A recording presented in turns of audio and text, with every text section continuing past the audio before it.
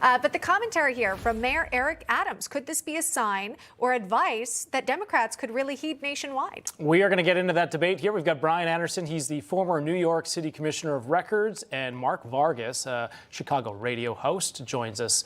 I'm going to pose this one to you, Mark, first. Is Lori Lightfoot's election loss a warning sign, as New York City Mayor Adams is suggesting? Do you feel that this is going to change some things in liberal cities?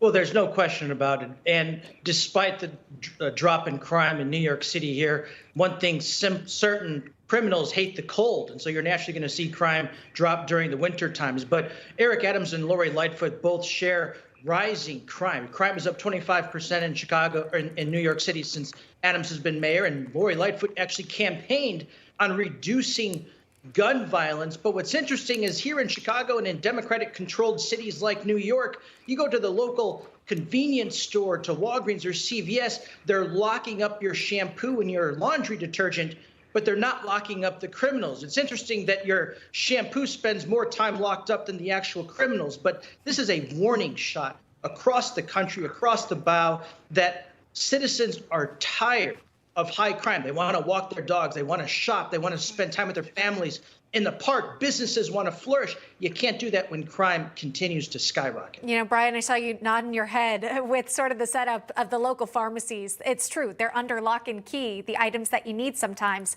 But does this seem like Mayor Eric Adams could be turning a page with his approach now that he's realizing, hey, Lightfoot didn't get to keep her job. If I want to keep mine, I got to change things around? Well, you know, numbers can dance, and, you know, crime goes up, crime goes down. As you pointed out, the summer months are coming, and we'll see how that goes. In Chicago, look, you know, there's going to be a runoff. We won't know how Chicagoans feel about it until April 4th. And from what I looked at, there was only a 34% turnout in that mayor election. So that means close to 70% of Chicagoans don't really care.